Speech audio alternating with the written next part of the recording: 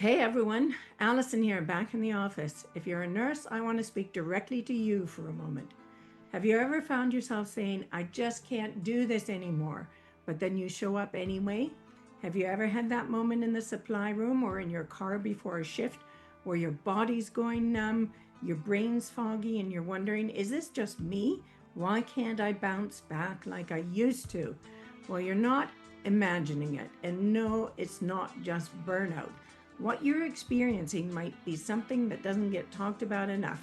It's called resilience fatigue. Now, we're all familiar with the idea of resilience. The American Psychological Association defines it as the process and outcome of successfully adapting to difficult or challenging life experiences. And that word, adapting, is key because here's the hard truth: you can only adapt for so long before the system breaks down. And I'm not talking about the healthcare system, I'm talking about your system. In nursing, the stress isn't occasional. It's not a wave that comes and goes, it's constant. It's codes, it's short staffing, it's mandatory overtime, it's grieving families, demanding patients, impossible documentation, and sometimes a smile forced on your face while you're breaking on the inside. If the stress never lets up, there's no time to recover. And if there's no recovery, there's no true resilience. And that's what we call resilience fatigue. And it's not about weakness. It's about being in a state of prolonged, unmanaged stress where your mind and body are constantly overwhelmed with no chance to come back to baseline. Does that resonate with you? Yeah, I'm sure it does. Let me say this clearly: resilience is not an infinite resource. You weren't born with a magical, endless supply of it. And no, positive thinking alone won't fix this.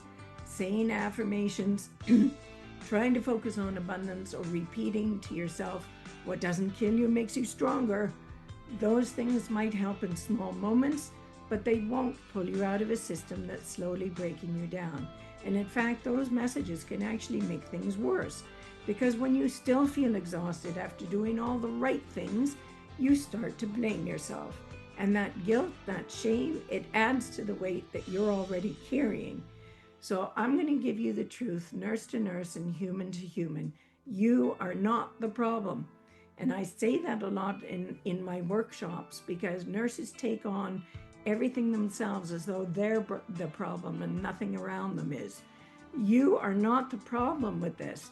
Your exhaustion is not a failure. It's a signal.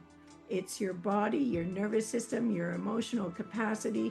They're all telling you, I need something to change, because you can't keep pouring from an empty cup. And more importantly, you shouldn't have to.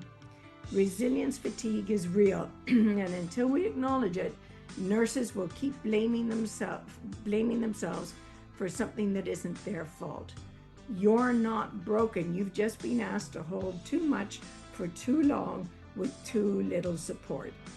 So in our upcoming workshop, we're going to be talking about what to do with that, what recovery actually looks like, what kind of support systems truly help, and how to rebuild your nervous system in a way that doesn't just keep you surviving, but helps you thrive again.